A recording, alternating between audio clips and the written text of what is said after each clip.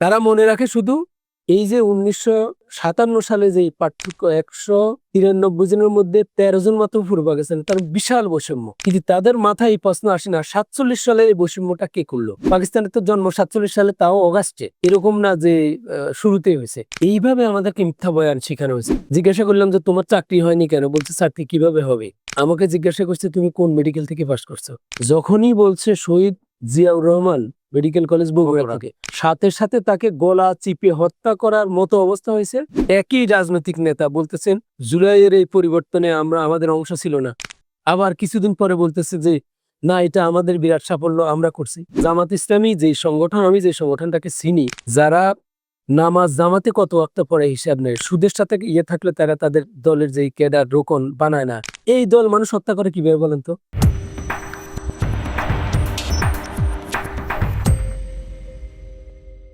সালাম আলাইকুম। আপনাদের সবাইকে সালাম এবং শুভেচ্ছা জানিয়ে শুরু করছি ঢাকা কথার কথা। ঢাকা কথায় আমরা কথা বলি সমাজ নিয়ে, রাষ্ট্র নিয়ে, রাজনীতি, অর্থনীতি, দর্শন এবং ধর্মতত্ত্ব নিয়ে। আমাদের এক এক পর্বে থাকে আমাদের এক এক সম্মানিত অতিথি, গবেষক, বুদ্ধিজীবীরা। ঢাকা কথার কথা শোনার জন্য আপনারা ঢাকা কথার ফেসবুক পেজকে লাইক এবং ফলো দিয়ে রাখবেন এবং ইউটিউবে আমাদের চ্যানেলটি ঢাকা কথা বিডি সাবস্ক্রাইব করে রাখবেন। আমাদের সাথে আজকে যিনি উপস্থিত আছেন doctor professor Mohammad Abu Yusuf sir আছেন আমাদের সাথে। শিক্ষক হলেও তিনি একজন রাষ্ট্রচিন্তক, গবেষক, উন্নয়ন এবং মানবাধিকার কর্মী। বাংলাদেশের রাজনীতি যেই জায়গাতে যাচ্ছে, বর্তমানে একটা অস্থির অবস্থায় যাচ্ছে, সে কথা আপনার সাথে আমরা আলোচনা করব। আমরা খোলামেলা আলোচনা করতে চাই। তার আগে হচ্ছে ঢাকা কথার পক্ষ থেকে আপনাকে অনেক অনেক অভিনন্দন এবং আমরা অনেক কৃতজ্ঞ যে আপনাকে আমরা পেয়েছি আমাদের স্টুডিওতে। বাংলাদেশ সাম্প্রতিক যে পরিবর্তনের ভিতর দিয়ে যাচ্ছে 24-এর গণঅভ্যুত্থানের পর, এই সময়তে প্রায় 3-4 দশকের যে রাষ্ট্রবিজ্ঞানের ছাত্র এবং শিক্ষক আপনি, এই বিবর্তন, এই পরিবর্তন আমাদের কাছে যেটাকে বলি হচ্ছে অস্থিরতা। একজন রাষ্ট্রবিজ্ঞানের শিক্ষক হিসেবে আপনি এটাকে কিভাবে দেখছেন? আপনাকে অনেক ধন্যবাদ আমাকে এই স্টুডিওতে আহ্বান জানানোর জন্য। একই সাথে সম্মানিত দর্শক, শ্রোতা এবং সুধীদেরকে আমি সালাম জানাচ্ছি। আসসালামু আলাইকুম রহমতুল্লাহ। ওয়ালাইকুম আসসালাম। আপনি ঠিকই বলেছেন, আমাদের দুর্ভাগ্যের কারণ হচ্ছে এই বাংলাদেশে আমরা যে রাজনীতিতে অভ্যস্ত, যে রাজনীতিতে আমাদেরকে অভ্যস্ত করা হয়েছে এবং শিখানো হয়েছে, এখানে ভুল এবং মিথ্যার বয়ানের বেসাতি রয়েছে। আমাদের দুর্ভাগ্য হচ্ছে এখানে যে আমাদের যারা রাষ্ট্রনায়ক, রাষ্ট্র পরিচালক এবং দেশের একটা স্বার্থবাদী একটা গোষ্ঠী, যারা নীতি নৈতিকতার বদলে স্বার্থ উদ্ধারের খেলায় তারা মত্ত। যেই কারণে আজকে রাজনীতি পেশি শক্তির ওরাল গ্রাসে এটা আক্রান্ত এবং এখানে মিথ্যার যে বয়ান, এটা আমাদেরকে শেষ করে দিচ্ছে। এবং আমাদের এই যে আজকের এই যে প্রজন্ম, আমরা এদেরকে মনে করতাম যে এরা আপনার এরা শুধু ইন্টারনেট নিয়ে বসে আছে, লেখাপড়া নাই, অনেক আমাদের ধারণা ছিল। কিন্তু তারা যেই কারণে তীব্র প্রতিবাদের আগুনে তারা প্রজ্বলিত হয়েছে, সেটার কারণ হচ্ছে যে মিথ্যা বয়ানে তারা অতিষ্ঠ হয়ে গেছে। আমি আপনাকে উদাহরণস্বরূপ বলতে পারি, এটি আমি 90-এর দশকে ঢাকা ইউনিভার্সিটির ছাত্র ছিলাম। আমি দেখেছি যে আসলে রাষ্ট্রবিজ্ঞানে যা পড়ানো হয় সেখানে হচ্ছে মিথ্যার আধিক্য এত বেশি যে সবাই গড্ডালিকা প্রবাহে সেখানে ভেসে যাচ্ছে। আমি উদাহরণস্বরূপ আপনাকে বলি যে রাষ্ট্রবিজ্ঞানের ছাত্ররা যারা ডিগ্রিতে পড়ে, যারা অনার্সে পড়ে, যারা বই পড়ে, তাদের কাছে প্যারাসিটামলের মতো একটা বই আছে, এটার নাম হচ্ছে বাংলাদেশের শাসনতান্ত্রিক ও রাজনৈতিক উন্নয়ন। এই বইটির লেখক হচ্ছেন প্রফেসর আবুল ফজল হক, রাজশাহী বিশ্ববিদ্যালয়ের তিনি রাষ্ট্রবিজ্ঞানের প্রফেসর এবং তিনি অস্থিমজ্জায় আওয়ামী রাজনীতির সাথে জড়িত। আমি তার এই পরিচয়টা তুলে ধরার একটা কারণ আছে, সেটা হচ্ছে এই যে তিনি আওয়ামী রাজনীতি করতেন, সবাই জানে। তিনি তার এই বইতে দুইটা প্যারায় দুইটা অংশ লিখেছেন। একটা হচ্ছে, এর আগে একটু বলে রাখি যে রাষ্ট্রবিজ্ঞানের ছাত্রদের জন্য কমন একটা প্রশ্ন হচ্ছে পাকিস্তান ভেঙে যাওয়ার কারণ কি।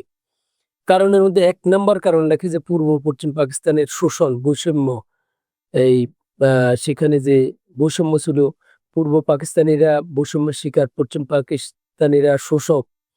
এটা একটা কমন কথা, এবং এরা সবাই গদবাঁধা কয়টা পয়েন্ট আছে লিখতো।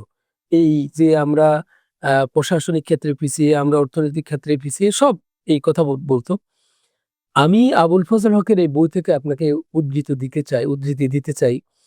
তিনি লিখেছেন 1947 সালে পূর্ব এবং পশ্চিম পাকিস্তানের আইসিএস এবং আইপিএস অফিসারদের 83 জনের মধ্যে মাত্র 3 জন হচ্ছে পূর্ব পাকিস্তানের, আর 80 জন হচ্ছে পশ্চিম পাকিস্তানের। তার বইতে তিনি লিখেছেন, এবং এটি সত্য। আর 57 সালে তিনি লিখেছেন যে পূর্ব পশ্চিম পাকিস্তানের এই এই ইয়েটা হচ্ছে, এই আইসিএস আইপিএস অফিসারদের পার্থক্য হচ্ছে 193 জনের মধ্যে মাত্র 13 জন হচ্ছে পূর্ব পাকিস্তানের, আর 180 জন হচ্ছে পশ্চিম পাকিস্তানের। এখন এখানে ওই আগের প্যারা যে কথাটা বলা হয়েছে, এটা কেউ মনে রাখে না। আমি আমার সতীর্থদের আমি দেখেছি, আমাদের শিক্ষকদের দেখেছি, আমি অবাক হই যে রাষ্ট্রবিজ্ঞানের শিক্ষক, নামকরা প্রফেসর, তাদেরকেও এর ব্যতিক্রম কথা বলতে দেখিনি। হয়তো এর মধ্যে অন্য কোনো কারণ থাকতে পারে, তবে আমার কাছে একটা কারণ আমি একটু পরে বলবো। তারা মনে রাখে শুধু এই যে 1957 সালে যে পার্থক্য, 193 জনের মধ্যে 13 জন মাত্র পূর্ব পাকিস্তান, তার বিশাল বৈষম্য। কিন্তু তাদের মাথায় এই প্রশ্ন আসে না, 47 সালে এই বৈষম্যটা কে করলো? পাকিস্তানের তো জন্ম 47 সালে, তাও অগাস্টে, এরকম না যে শুরুতেই হয়েছে। এইভাবে আমাদেরকে মিথ্যা বয়ান শেখানো হয়েছে বিগত সময়ে। আপনি বলেছেন যে আমি উন্নয়ন কর্মী, আমাদের স্বেচ্ছাসেবী একটি সংগঠন আছে। আমি প্রতিনিয়ত প্রতি মাসে আমাদের 1 বা 2 বার আমাদের ডাক্তারদের ইন্টারভিউ নিতে হয়, কারণ আমাদের অনেকগুলো হেলথ সেন্টার, ক্লিনিক আছে। একটা ছেলে খুব হাস্যকর, এটাই হচ্ছে বাস্তবতা আমাদের দেশের। ছেলেটা খুব ভালো রেজাল্ট করা, আমাদের এখানে পরীক্ষা দিছে। জিজ্ঞাসা করলাম যে তোমার চাকরি হয়নি কেন? বলছে চাকরি কিভাবে হবে। যে আমাকে জিজ্ঞাসা করছে তুমি কোন মেডিকেল থেকে পাস করছো। যখনই বলছে শহীদ জিয়াউর রহমান মেডিকেল কলেজ বগুড়া থেকে, সাথে সাথে তাকে গলা চিপে হত্যা করার মতো অবস্থা হয়েছে। যে এই ধরনের বেয়াদবের মতো এই ধরনের কথা বললা, গেট আউট, বের করে দিছে। এটাই তো আমাদের রাজনীতি, যে রাজনীতিতে হিংসা শিখানো হয়, মিথ্যা বয়ান দেওয়া হয়। যেমন ধরেন, এটি 90-এর দশকে শামসুল ইসলাম নামে এই আপনার ময়মনসিংহের একজন এমপি ছিল, তিনি আওয়ামী লীগের সংসদ সদস্য। তাকে গাইরা শামসু বলা হইতো। তো তিনি একবার সংসদে বললেন যে 1971 সালে 30 কোটি মানুষের রক্তের বিনিময়ে আমরা দেশ স্বাধীন করছি। তার বোন পাশ থেকে বলে, আরে মেয়ে 30 কোটি বললে কেন? কয় আমি যা বলছি আমি ফিরবো না। এবং একই রকম আমাদের বয়ান হচ্ছে 30 লক্ষ মারা গেছে। এই যে 30 লক্ষ আমাদের কিছু লোক শোনার সাথে সাথে বলি বেড়াচ্ছে, মুখস্থ বলি, এই লোকগুলোর সামনে কিন্তু অন্যরা এই কথা বলেন প্রমাণ দিয়ে। যেমন আমি রাষ্ট্রবিজ্ঞানের ছাত্র হিসেবে আমি পড়েছি, সিরাজুর রহমানের সাক্ষাৎকারে তিনি বলছেন যে আমি আসলে শেখ মুজিবুর রহমান জিজ্ঞাসা করার পরে যখন পাকিস্তান থেকে জেল থেকে মুক্তি পেলেন, আমি বলছি আমার আসলে সঠিক হিসাব নাই, তবে আমার ধারণা 3 লক্ষ হইতে পারে। 3 লক্ষকে তিনি 30 লাখ বললেন, আর এটা 30 লাখ হয়ে গেল। কিন্তু এখন এমন কিছু চেতনা ব্যবসায়ী আছে যাদের সামনে আপনি যদি কথা বলেন যে এটা 30 লক্ষ নয়, যাচাই করা দরকার, সাথে সাথে আপনাকে হয় আয়নাঘরে নিবে, নয় গুম করবে। উদাহরণ হিসেবে আমি বলি, দেশনেত্রী খালেদা জিয়া, তিনি একবার বলছিলেন যে আসলে এটার একটা হিসাব হওয়া দরকার, যে আসলে কত সত্যিকারই এটা। সাথে সাথে দেশের বিভিন্ন স্থানে তার বিরুদ্ধে মামলা করলো। কারা করলো? চেতনার ব্যবসায়ীরা, যারা মানুষকে অন্ধত্বের মধ্যে রেখে খুন, গুম, আয়নাঘর, ধর্ষণ, বিদেশে টাকা পাচার থেকে যত ধরনের অন্যায় আছে, এই অন্যায়গুলো করার জন্য এই চেতনাটা বিরাট টনিকের মতো কাজ করে। কারণ এর বাহিরে সত্য কথা যারা বলবে তাদের তো মুখ বন্ধ, তারা ভয়ে কথা বলবে না। আর কথা বললেই আপনার ব্যারিস্টার মইনুলের মতো অবস্থা হবে। আপনার দেখেন, এই যে আপনার এখানে যে যে কথাগুলো বলা হয় দেশে, যেমন আমাদের এখানে যে মিথ্যা বয়ান শিখানো হয় আমাদেরকে, সেটা হলো এই 1970 সালে নির্বাচন, শেখ মুজিবুর রহমান আপনার এই নারায়ণগঞ্জের একটা জনসভায় বক্তব্য দিয়ে বলছেন যে আমরা ক্ষমতা আসলে আমরা ইসলামী শাসনতন্ত্র প্রতিষ্ঠা করবে এবং আমরা ইসলামী আইনের বিরুদ্ধে কোনো কিছু করব না। কিন্তু পরবর্তীতে কি হলো, অতি সম্প্রতি আমরা আবার দেখলাম একই রাজনৈতিক নেতা বলতেছেন জুলাইয়ের এই পরিবর্তনে আমরা আমাদের অংশ ছিল না। আবার কিছুদিন পরে বলতেছে যে না, এটা আমাদের বিরাট সাফল্য, আমরা করছি। তিনি আবার বলছেন যে আমরা শরিয়া আইনে বিশ্বাস করি না। কিছুদিন পরে বলতেছেন যে আমরা নির্বাচিত হইলে, বিএনপির মহাসচিব যে কথা বলেছে, আমি নাম বলতে চাই না, রাষ্ট্রবিজ্ঞানের ছাত্র হিসাবে শিক্ষক হিসাবে যতখানি ইয়ে করা যায় এটা সবাই বুঝে, যে তিনি বলতেছেন যে মানে ইসলামী আইনের বিরুদ্ধে কিছুই করবেন না। রাজনীতিকদের ব্যাপারে তাদের, আমার মনে হচ্ছে মেকিয়াভেলি যদি জীবিত থাকতেন, তিনি নিরেট বাংলাদেশের রাজনীতিবিদদের, অধিকাংশ রাজনীতিবিদদের এই কথাগুলো দেখলে, চেহারা দেখলে, বক্তব্য দেখলে লজ্জিত হইতেন যে আসলে আমি কি, আমি তো কিছুই না, এটা তো আমার। এখানে ধরেন যে কেউ কেউ হয়তো বা ধরেন চেতনা করেছে, কিন্তু আমার কথা হচ্ছে মুক্তিযুদ্ধ প্রসঙ্গে যে চেতনাটা হয়েছে, আপনার যদি সেটা 30 লক্ষ না হয়, 3 লক্ষ হতে পারে, কিন্তু আমার কথা হচ্ছে যে একজন মানুষের জীবনও তো অনেক বেশি মূল্যবান। এখন এইটা যারা করেছে, অর্থাৎ এই গণহত্যা বা হত্যা, যে ফর্মেটই আমরা বলি, সেটা মুক্তিযুদ্ধ হোক না হোক অথবা ইন্ডো পাকিস্তান যুদ্ধ হোক, যে ফর্মেটই আমরা আসি না কেন, কিন্তু আমাদের এই দেশের মানুষ তো নিহত হয়েছে, হত্যার শিকার হয়েছে। এখন সেইটার কি আপনার নির্মোহ বিশ্লেষণ হবে না কারো ঘাড়ে চাপিয়ে দিবে?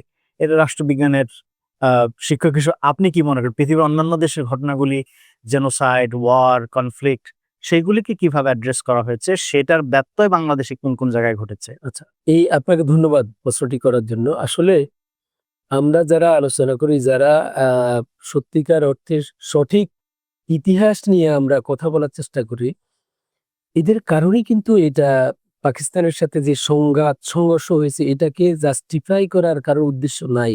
আমি যতটুকু বিশ্বাস করি, বিশেষ করে আমি আমাকে এইভাবে ইয়ে করতে চাই। কিন্তু এর অর্থ কি এই যে আপনি মিথ্যা কথা বলে মানুষকে অন্ধকারে রাখবেন আর এটা দিয়ে আপনি গণহত্যা, আপনি মানুষ হত্যা করবেন?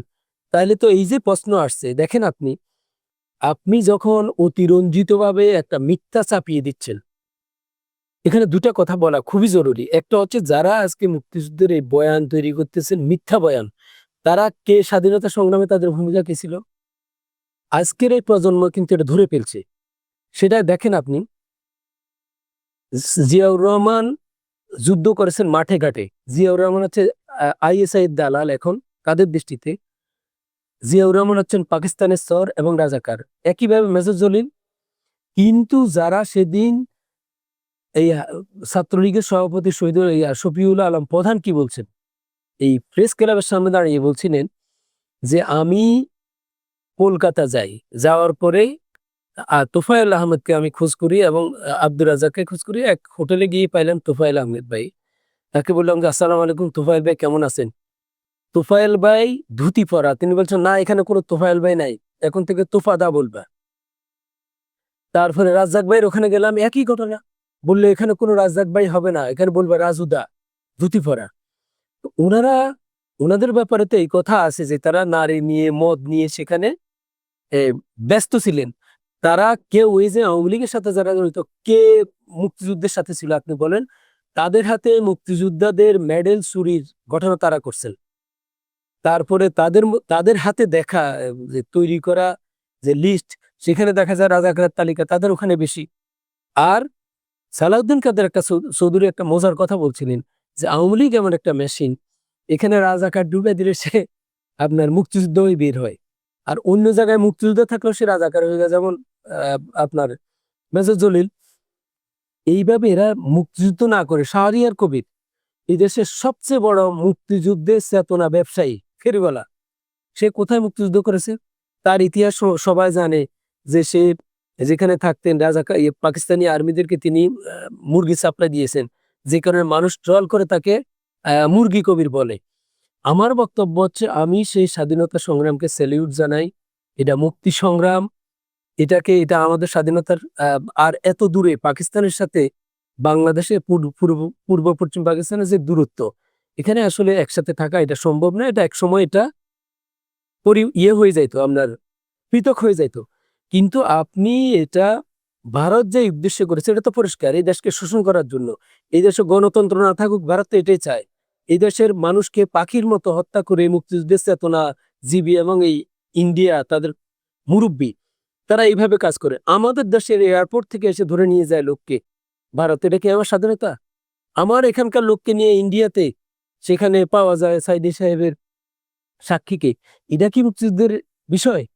মুক্তিযুদ্ধের বিষয় কি এই যে আপনি পাকিস্তান আমলে যদি আপনি কম্পেয়ার করেন, আমি পাকিস্তানের পক্ষে কথা বলার জন্য বলছি না, কারণ এই দেশে পাকিস্তান শব্দ উচ্চারণ করে তো একটা অপরাধ। আর ভারতের কথা বলবেন আপনি মহা জ্ঞানী, মহা পণ্ডিত, মানে যত বেশি স্বাধীনতা বিক্রি করতে পারবেন তিনি হচ্ছেন মুক্তিযুদ্ধ এবং স্বাধীনতার পক্ষের। না, আপনি দেখেন তো, না, একটু কথাটা শেষ করি। স্বাধীনতার পর 72 সালের পর থেকে আজ পর্যন্ত আওয়ামী লীগের হাতে যে পরিমাণ এই দেশের নিরীহ মানুষ অথবা রাজনৈতিক কর্মী নিহত হয়েছে, যত অন্যায়ভাবে খুন গুম ধর্ষণ, যত অন্যায় অত্যাচার অবিচার হয়েছে, আপনি পাকিস্তান আমলের সাথে তুলনা করেন তো, এটা কোন হিসেবে মিলে? তাহলে আমি কি পিন্ডির হাত থেকে এসে আমি কি আমরা দিল্লির আনুগত্যের জন্য এখানে আসছি? অতএব আমি আমার দেশের কথা বলবো। আজকে পাকিস্তানের পক্ষের কোন লোক পাবেন না, পাবেন হচ্ছে ভারতের পক্ষে কিছু দালাল, যারা এই দেশের স্বাধীনতাকে বিক্রি করে মহা আনন্দ পায়। না, কিন্তু এখানে এখানে একটা বিষয়, আপনি যেই ন্যারেশনটা বলছেন, হ্যাঁ, রাষ্ট্রবিজ্ঞানের ছাত্র এবং শিক্ষক হিসেবে আপনি কারো পক্ষ বা বিপক্ষ যাবেন কি না যাবেন সেটা আপনার পছন্দের জায়গা।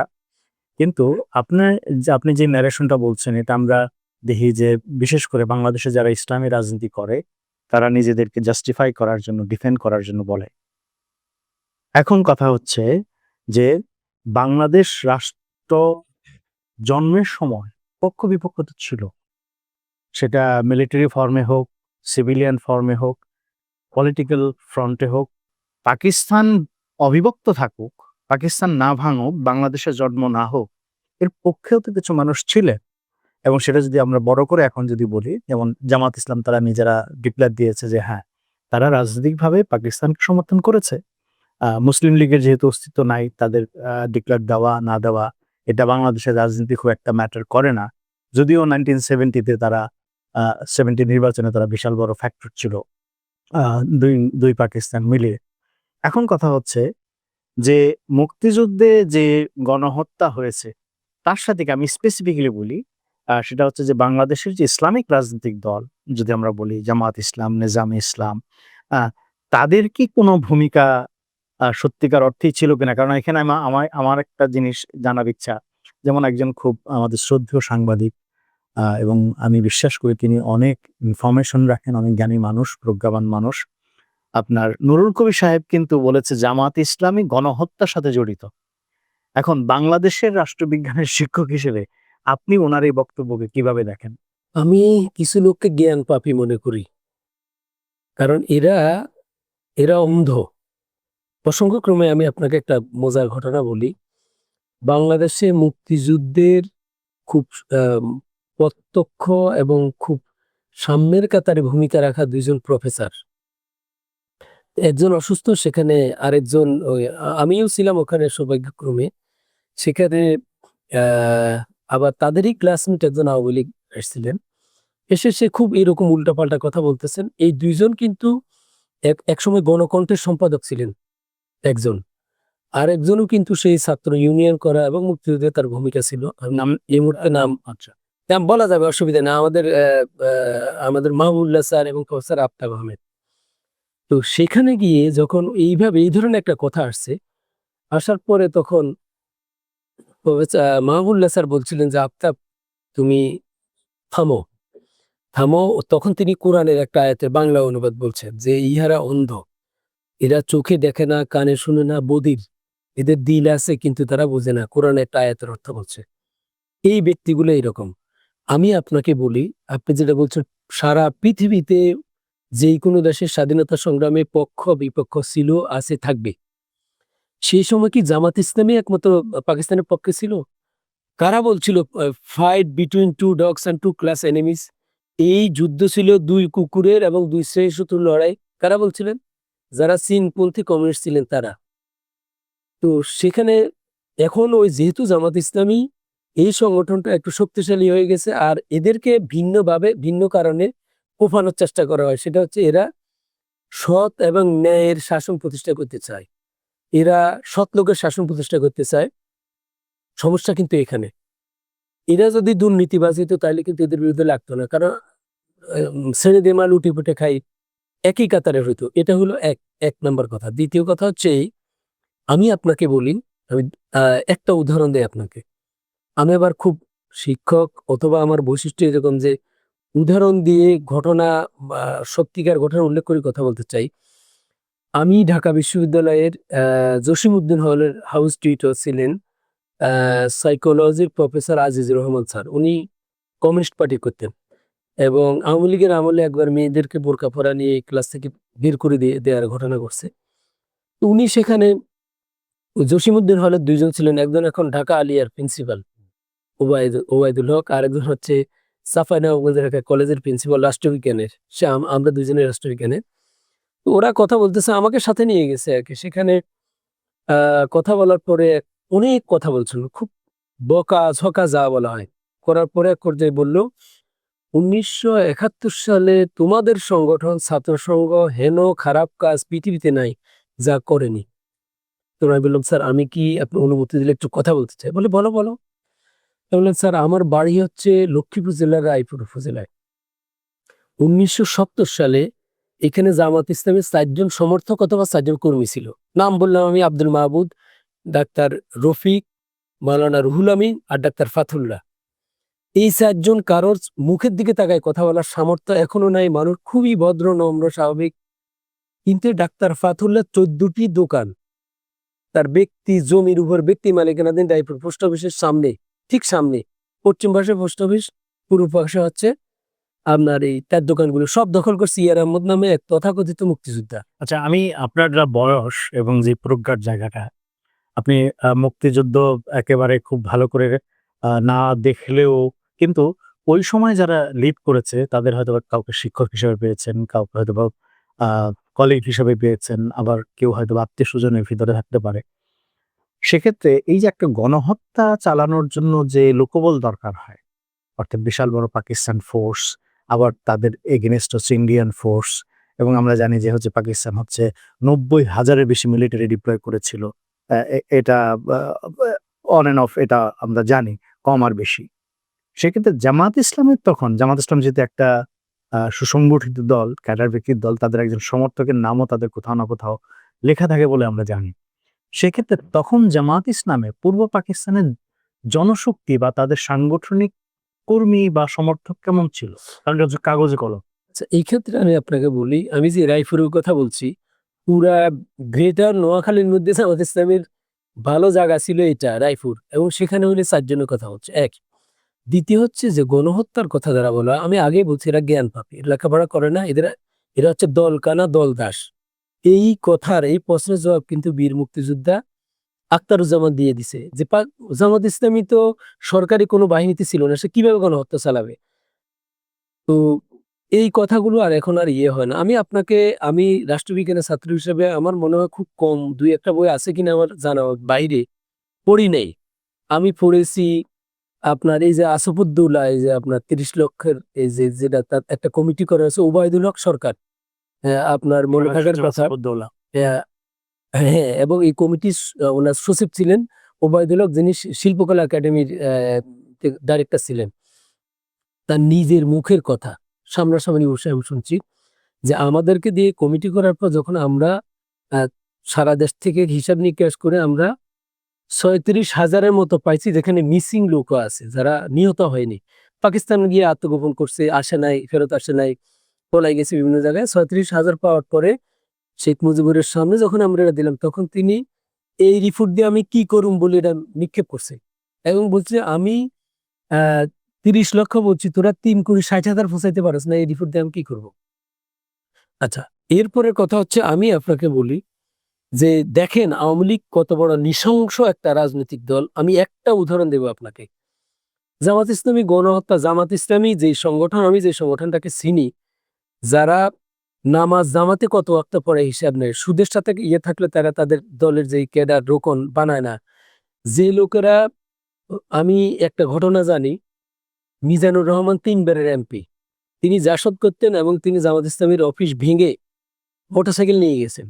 পরে তিনি জামাত ইসলামীতে যোগ দিচ্ছেন, এখন রোকন হবেন, তখন বলছে যে ভাই এই মোটরসাইকেলটা বুঝাই দিতে হবে। তিনি ওই মোটরসাইকেল যায় ফেরত দিয়ে, মানে টাকা বুঝাই দিয়ে এসে রোকন আছেন। এই দল মানুষ হত্যা করে কিভাবে বলেন তো? এটা মাথায় ধরে? আর আপনাদের আশেপাশে আপনি কি দেখেন না যারা জামাত শিবির করে, এরা এরা কি আপনার সেই কি বলা যায়, এই যে টর্চার সেল করা, আবরার ফাহাদের মতো ছেলেদেরকে বিভিন্ন ট্যাগ দিয়ে যে পিটাই মারা, এটা কি এদের পক্ষে সম্ভব? নাকি আগের সব হিংস্র ছিল এখন সব ফেরেশতা হয়ে গেছে? আমি আমার এলাকার একটা উদাহরণ দিয়ে দিতে চাই আপনাকে। আমার বাড়ি রায়পুর। লক্ষ্মীপুরের একজন আবুল কাশেম ডাক্তার, তিনি আমার এই এলাকার রায়পুর থানার পশ্চিম দিকে হায়দারগঞ্জ, এই যে যেখানে সৈয়দ শাহ হুজুরদের বাড়ি, এখানে তিনি ডাক্তারি করতেন, ব্যাপক জনপ্রিয় ছিলেন এবং এই লোকটা জামাত করতেন। 70 সালে এই লোকটাকে মেরে, শুধু জামাত করার অপরাধে, তখন তো আর আমরা 71 সাল হয়নি, জামাত করার অপরাধে তাকে মেরে নদীতে ফেলে দিছে। একটা একটা খাল বলে, খালের মধ্যে আপনার ইট বেঁধে তারপরে এটাকে ডুবাই দিছে। তার 2 ভাই আসছে তাকে খোঁজার জন্য। তার ছোট যে ভাইটা, সে এসে রায়পুর বাস স্ট্যান্ডে ওই নিজাম নামে একটা ছেলে ছিল, ছেলেটা ছাত্রসংঘ করতো এবং তার বাপ ছিল না, 5টা বোন ছিল, এক ভাই ছিল, সে পাকিস্তান থাকতো, খুব কষ্ট করতো, বোর্ডে স্ট্যান্ড করা ছেলে। সে বিকাল লজিং থাকতো, টিউশনি করতো, ছাত্রসংঘ করতো এবং একটা গেঞ্জির দোকান দিত।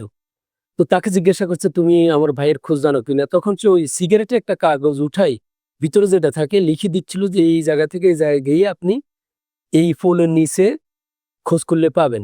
এই সময় সে সাত্তার মুন্সি নামে একজন, রায়পুর এখন যে হসপিটাল ঠিক উল্টা পাশের বাড়ি, মুন্সি বাড়ি, এই নিজাম তুই কি করস বলে তার কলারে ধরছে, বলে না কিছু করি না। তখন তার মাস শুরু করলো, শুরু করার পর সেখান থেকে সে দৌড়ায় চলে গেল তাদের বাড়ি, জিনের মসজিদ বলে তাদের বাড়িকে, রায়পুর, এটা বিখ্যাত, আহ, সারা বাংলাদেশে অনেকেই চিনে। এই ফিল্ডে পড়ছে, এদিকে মাগরিব আজান দিচ্ছে, একটা মাঠ, এটা বিল, সেখান থেকে মেয়ে যখন আবার মাস শুরু করলো, তারপরে ওখান থেকে আবার ছুটি, সে দৌড়ায় এসে তার লজিং বাড়ির এই ঘরের ভিতরে ঢুকছে, ওখান থেকে ধরে এনে তাকে নৃশংসভাবে মেরে তার সেখানে বুকের মধ্যে ওই যে আমাদের দেশে চল বলতো আর কি, মাছ ধরার জন্য যেটা ইয়ে করে, এটা দিয়ে বুকে খাইয়েছে, পুরুষঙ্গ কেটে নদীতে ফেলে দিছে। ওখানে লাশটা নিতে দেয়নি।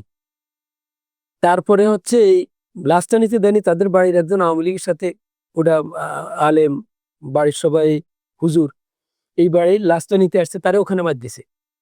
কত বড় নৃশংস এরা এই দল!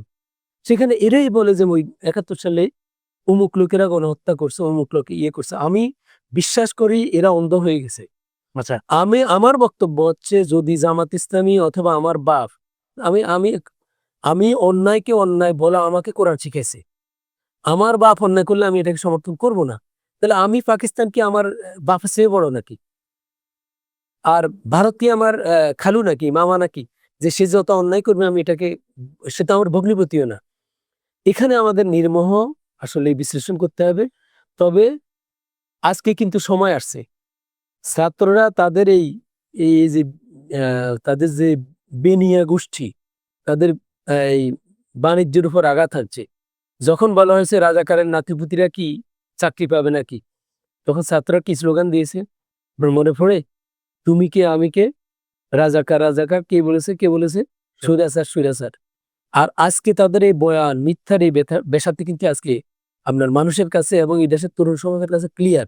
আপনি 90-এর দশকে লেখাপড়া করেছেন, তার মানে 80-র দশক আপনার পুরো স্পষ্ট অনেক কিছু মনে আছে, বাংলাদেশের রাজনীতির উত্থান পতন।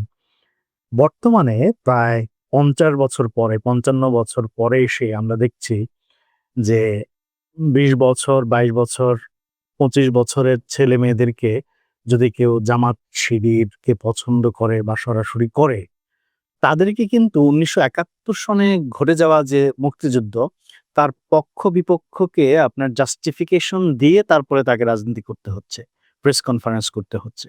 তো আমরা শুনেছি যে ৮০ দশকে অনেক বিশ্ববিদ্যালয় বা কলেজে তখনকার সময় শিবির নির্বাচনে পাশ করেছে অথবা কনটেস্ট করেছে।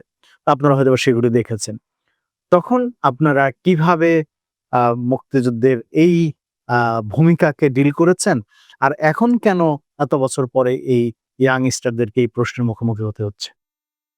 এটা আসলে একটা চলমান একটা প্রক্রিয়া, এই অর্থে যে যারা এটা নিয়ে ব্যবসা করে তাদের এই ব্যবসা অতীতে ছিল, এখনো আছে, সামনেও আরো কিছুদিন চলবে। তবে এটি আবার খুব বেশি দিন হয়তো নাও চলতে পারে। আমি ৯০ সালের কথা, যে ঢাকা বিশ্ববিদ্যালয়ের মনিরুল ইসলাম স্যার, নাম হচ্ছে মনি রায় চৌধুরী। ইসলাম শব্দটা উল্লেখ করতে খুব লজ্জাবোধ করতেন আর কি। তো তিনি, তার কাছে আসছিলেন একজন ফ্রান্সের একজন প্রফেসর, আমি এই মুহূর্তে নামটা ভুলে গেছি। ভদ্রলোক এসছেন বাংলাদেশে শুধুমাত্র তাদের দৃষ্টিতে মৌলবাদের উত্থান কেন, কিভাবে, এই বিষয়ে। তো আমি ঢাকা বিশ্ববিদ্যালয়ের সকল প্রফেসরের সাথে, সেটা বাম রাম জাতীয়তাবাদী ইসলামের সবার সাথে আমার সুসম্পর্ক ছিল, যে কোনো বিষয়ে তারা অকপটে আমাকে ডাকতেন। তো সেখানে আমাকে জিজ্ঞেস করছে, তোমার ইয়েটা কি, মানে তোমার অভিমত কি, কেন এই ছেলেরা কেন এই মৌলবাদীদের দিকে যাচ্ছে। তখন আমি একটা কথা বলছিলাম, আমি বলছি, স্যার, যারা এই মৌলবাদ আপনারা যাদের বলতেছেন, এই ছেলেগুলো ছাত্রদেরকে লেখাপড়ার কথা বলে, সৎ চরিত্রবান হওয়ার কথা বলে, ভালো মানুষ হওয়ার কথা বলে, সাথে সাথে ভালো মুসলমান হওয়ার কথা বলে, কিন্তু অন্যদিকে আমরা যাদেরকে দেখি তাদের অবস্থাটা স্যার আপনারা জানেন, যে শিক্ষাঙ্গনে খুন, রাহাজানি, লুট, ফাও খাওয়া, যত ধরনের চাঁদাবাজি যা আছে এগুলো করে। তাহলে ছাত্র যারা মূল্যবোধে বিশ্বাস করে তারা কিভাবে ওইদিকে ইয়ে করবে। আমার মনে হয় এই কারণেই এদের প্রতি ছাত্রদের একটা ঝোঁক। এবং আপনি যেটা বলছেন যে ছাত্র সংসদের সেখানে জিতার যে এটা, তখন সবাই একযোগে এদের বিরোধিতা করতো এবং এদেরকে কথা বলতে না দেওয়াই হচ্ছে প্রগতি। এদের মাথায় বাড়ি দিয়েছিল প্রগতির কাজ, উন্নয়নের কাজ। এটা এক ধরনের, আমার কাছে এদেরকে ব্যাধিগ্রস্ত মনে হতো। একটা ডিফারেন্ট ওপিনিয়ন থাকবে, আপনি আল্লাহর সৃষ্টির একটা বৈচিত্র্য হচ্ছে, একজন প্রত্যেক মানুষের রক্তের রং হয়তো লাল হবে, কিন্তু একজন মানুষের চেহারার সাথে যেমন একজন মানুষের চেহারার মিল নেই, তেমন একজন মানুষের চিন্তা, ব্যবহার, রুচির সাথে আরেকজনের মিল নেই। এটা আল্লাহর সৃষ্টি।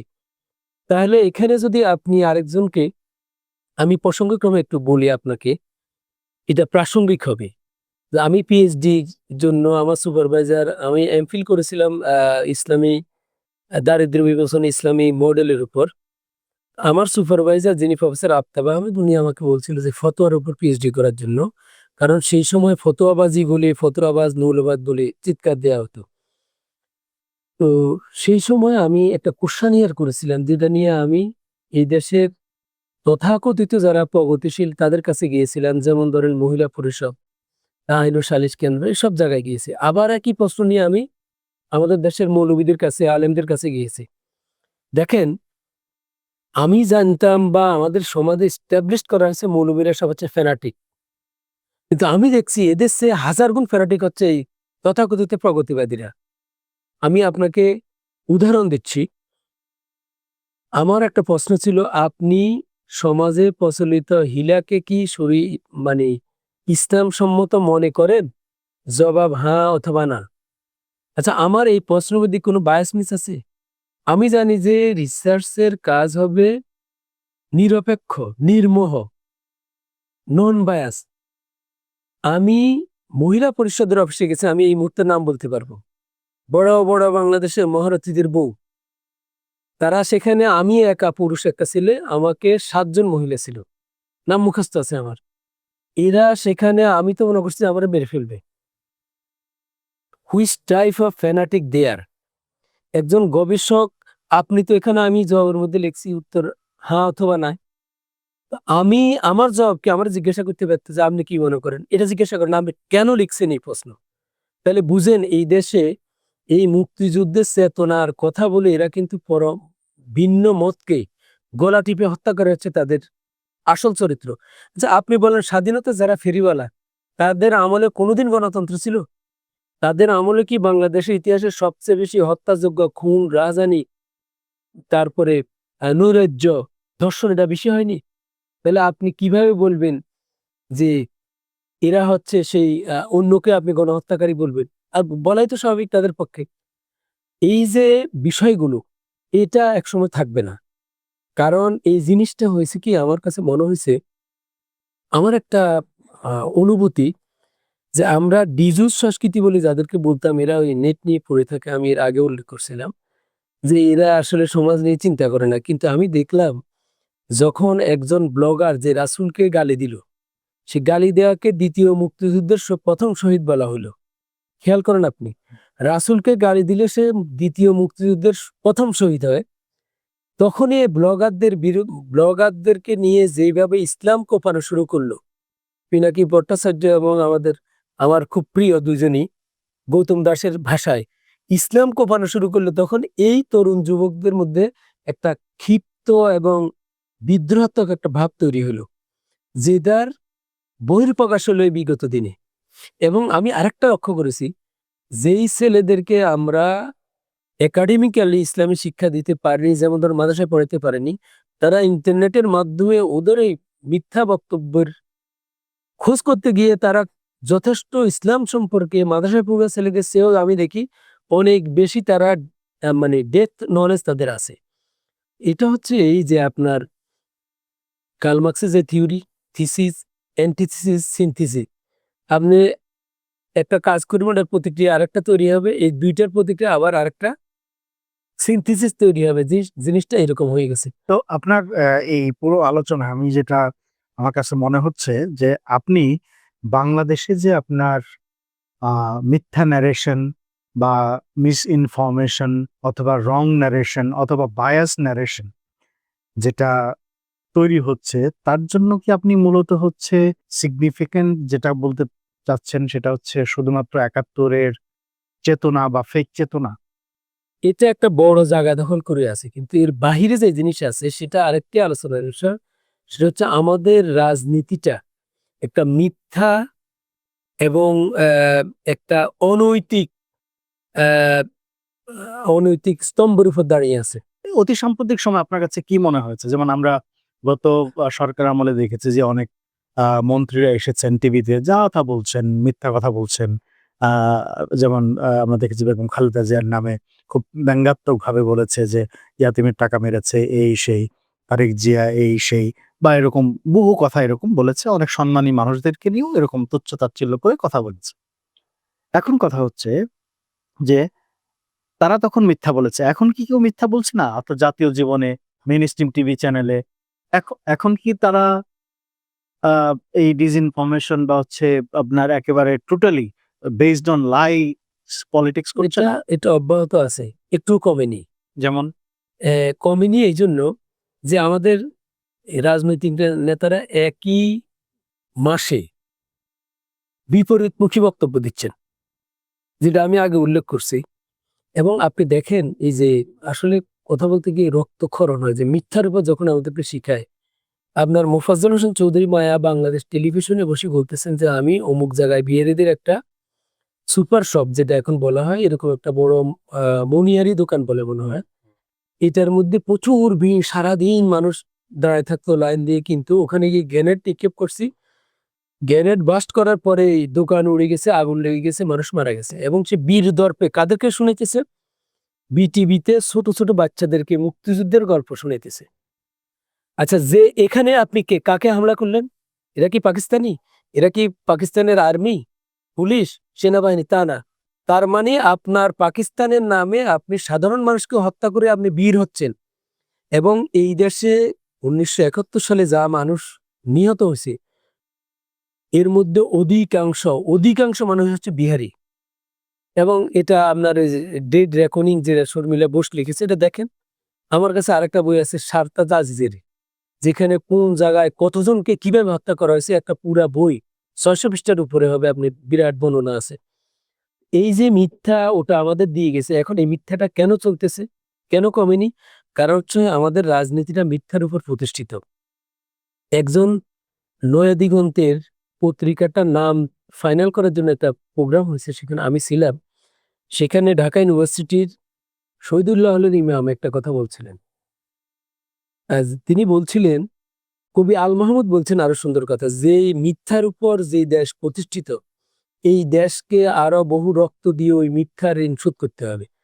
আর ইমাম সাহেব বলছেন সেখানে যে 30 লাখ নামে যে মিথ্যা কথা বলা হয়েছে, এই দেশে বিভিন্ন সময় মানুষ হত্যার মাধ্যমে ওই 30 লাখ পুরাবে।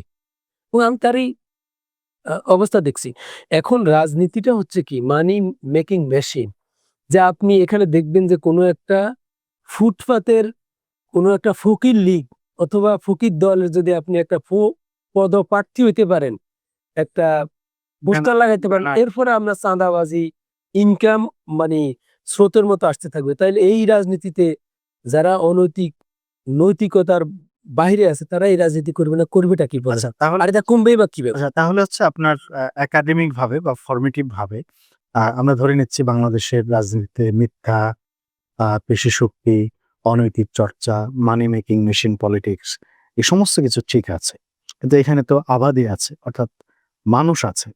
এই যে আপনার প্রায় 18 কোটি 20 কোটি মানুষ, তার মধ্যে বিশাল সংখ্যা তরুণ মানুষেরা, তারা আপনার এই যে আপনার নষ্ট চর্চা, এই যে ভুল চর্চা, এখান থেকে রাষ্ট্রকে ফিরিয়ে আনার জন্য সংক্ষেপে বলবেন। তো সেক্ষেত্রে হচ্ছে আমরা কিভাবে ফিরে আসতে পারি? ফিরে আসার রাস্তা একটাই, এবং ফিরে আসার সম্ভাবনা যথেষ্ট উজ্জ্বল হয়ে গেছে। যেখানে আপনি দেখেন বিগত 16 বছরে টেলিভিশনে কথা বলার জন্য কিছু তোতা পাখি নিয়ে আসতো, মোসাহেবি। এবং এরা কিরকম মোসাহেবি, ছোটবেলায় একটা গল্প শুনছিলাম। আহ আহ, সম্রাট আকবরের দরবারে একজন মোল্লা আবুল ফজল ছিল।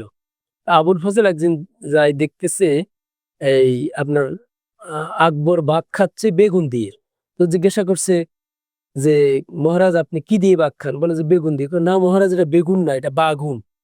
বাগুন, এটা দিয়ে ভাত খাইলে ভিটামিন সি ডি অনেক কিছু, অনেক মানে উপকারের কথা বলছে। তো উনি খাইলেন, পরের দিন গেছে, দেখছে যে সম্রাট আকবরের লুজ মোশন শুরু হয়েছে। তো বললো যে, মহারাজ কি হয়েছে? বলে যে, আর বলো না, গতকালকে আমি যে বাগুন খেয়েছিলাম, বাগুনের প্রতিক্রিয়া আমার পেট সমস্যা হয়েছে। বলে, এটা তো বাগুন না মহারাজ, এটা বেগুন, এটা খাইলে শরীর চুলকায়, এটা খাইলে পেটে ইয়ে হয়। গত 16 বছরের এই টেলিভিশন এবং পত্রিকায় ছিল এরকম তোতা পাখি কতগুলো। সেখানে ভিন্ন মত সত্য কথা বলার একজন লোককে ওখানে নেওয়া হতো না। আহ কিন্তু বর্তমানে দেখেন কিছু লোক কিন্তু স্পষ্টভাষী কথা বলতেছেন। সম্প্রতি আপনি ব্যারিস্টার ফুয়াদ, আমার খুবই প্রিয় একজন মানুষ, ব্যারিস্টার আপনার শাহরিয়ার কবির, শিশির মনির, ঢাকা বিশ্ববিদ্যালয়ের ছাত্র দুইজনই আমার, শিশির মনির আমরা একই হলের, এবং মির্জা গালিব কথা বলছেন। আমাদের এইভাবে কথা বলতে হবে, চর্চা করতে হবে। এক সময় কিন্তু সত্য প্রতিষ্ঠিত হবে, এবং একটা প্রবাদ আছে, সত্য নিজে নিজেই প্রতিষ্ঠিত হয়, তবে সময় লাগে আর কি। যেমন সবরে মেওয়া ফলে, আবার সবরে মেওয়া পচেও, এরকম আর কি, একটু সময় লাগবে ইনশাল্লাহ। জি, তার মানে আপনি বলতে চাচ্ছেন হচ্ছে রাষ্ট্র একেবারেই শেষ হয়ে যায়নি। অর্থাৎ সাধারণ মানুষ যদি চায় এবং ভালোকে যদি ধারণ করে, তাহলে হচ্ছে আমরা সুন্দর একটি রাষ্ট্র এবং রাজনীতি পেতে পারি। আপনার কাছ থেকে আমরা আরো অনেক কিছু শুনবো। আশা করি অন্য একটি পর্বে আমরা একেবারে বিষয়ভিত্তিক আপনার সাথে কথা বলবো। বিশেষ করে আপনি হয়তোবা আবেগের জায়গা থেকে অনেক কথা বলেছেন। বাংলাদেশের মুক্তিযুদ্ধ চেতনা এবং তার পেছনে অনেক ফ্যাক্ট আছে, বিপক্ষেরই ফ্যাক্ট আছে। তবে হ্যাঁ, এটা ঠিক, আমরা যারা এই প্রজন্মের মানুষ আছে তারা আমরা বুঝতে পারছি যে আমাদেরকে কিছু জোর করে দেওয়া হচ্ছে, বা এবং জোর করে দেওয়ার কারণে হয়তো রিভোল্টটা হয়েছে, বা অভ্যুত্থানটা হয়েছে, বিপ্লবটা হয়েছে। আপনাকে অনেক ধন্যবাদ আসার জন্য। আশা করি আমাদের দর্শকরা আপনার কথা থেকে অনেকগুলি ইতিহাসের নতুন নতুন তথ্য এবং তৎকালীন সমাজের কিছু বাস্তবচিত্র পাবে। আপনাকে অনেক অনেক ধন্যবাদ। আপনাকেও অনেক ধন্যবাদ। ধন্যবাদ আমার শ্রোতা এবং দর্শককে। প্রিয় দর্শক, আপনারা থাকবেন আমাদের ঢাকা কথার সাথে। আমরা কিন্তু কথা বলতে চাই আপনাদের সাথে। আপনাদের যে কোনো বিষয়ে, যে কোনো ভালো লাগা, মন্দ লাগা, এবং আপনারা কার কথা শুনতে চান আমাদেরকে জানাবেন। আমরা তাদের কথায় আপনাদেরকে শোনাবো। অনেক ভালো থাকবেন। আসসালামু আলাইকুম।